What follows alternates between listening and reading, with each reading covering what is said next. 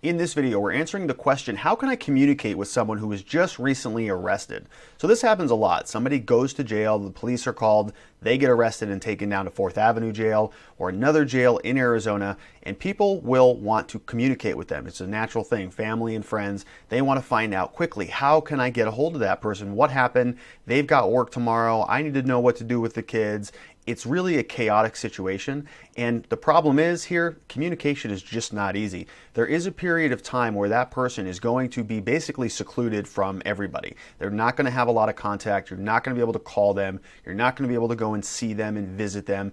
It's a difficult situation. Even for us lawyers, we are calling around very often to find out where this person is, where are they being transported, when are they going to be arraigned, when are they going to see a judge, where is their booking number, and so on and so forth. We have a system in place to do that, and obviously our legal assistants are very, very good at it. So we can find people right away, but it's difficult still to know exactly where they are because we don't have a lot of information. The whole thing can kind of feel like a whirlwind, especially if you don't have any experience with this process, if you've never gone through it. It's important to know things will settle down. For the first 24 to about 48 hours, things will be a little bit chaotic as we're trying to figure out what's going on, where this person is, but things will calm down and you'll be able to have a little bit of peace after that initial turmoil has set aside. So a couple quick things that I wanted to mention. So first and foremost, you need to set up an account with a company called Securus when you want to speak with your loved one who is in custody. Securus is a company that provides video conferencing accounts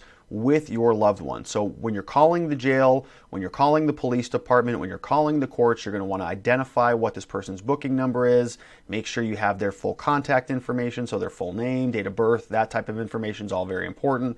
Then you're going to look up a website called Securus, or you can go to the Maricopa County jails and say that you want to set up an account with Securus. That's what you're going to need to do. And then you can put money on the time card to set up these calls.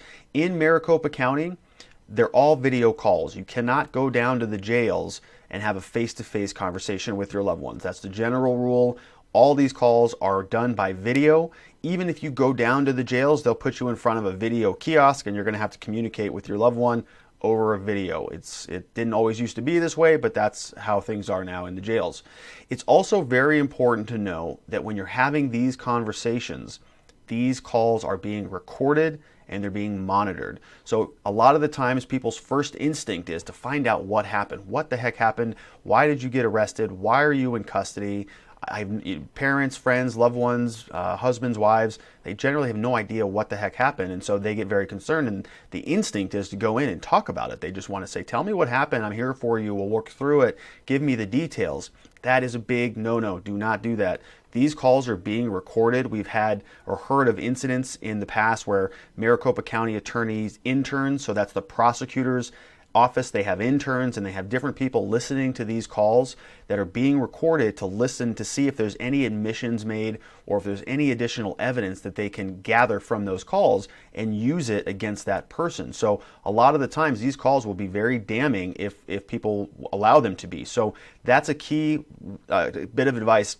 Make sure that you're not saying anything related to the offense or to the charges or to the allegations against you. You want to keep that stuff quiet. Only talk to your attorney about it because those conversations between your attorney and you are privileged, meaning they cannot listen in. It's all completely protected by certain attorney-client privilege. So it's very, very important that you understand that that privilege does not apply when you're talking to non-lawyers, when you're talking to family or friends or other people in custody. You want to keep that stuff very, very protected, very locked down. You can talk about some of the generalities. I've got work tomorrow, my car is here, my kids have school on this day, so that the people who are outside of custody can have the availability to help take care of you, keep your affairs in order.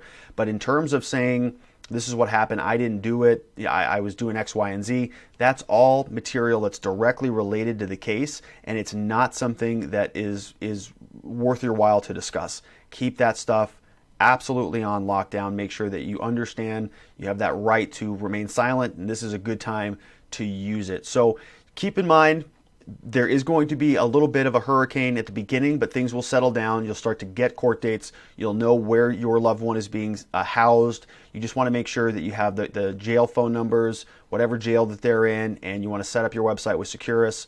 in Maricopa County, and then that way you can start scheduling video calls and put money on those time cards. But when you are having those calls, make sure you remember recorded, recorded, recorded. Do not discuss the case. If you or somebody you know or love is facing a situation like this, if you're watching this video, you're trying to figure out how to talk to somebody who's in jail or in custody, give our office a call. We'll be able to facilitate it a lot more quickly than you will be able to. We'll be able to go visit them if need be. We'll be able to set up the whole thing, make sure you know what's going on, where they're going to be next, and how this process unfolds. We help people through this stuff every single day all over Arizona. We offer free case evaluations, so give our office a call. You have nothing to lose. We'll have you come in. We'll talk about everything. We'll make sure that you have a plan. We look forward to speaking with you soon. Thanks for watching.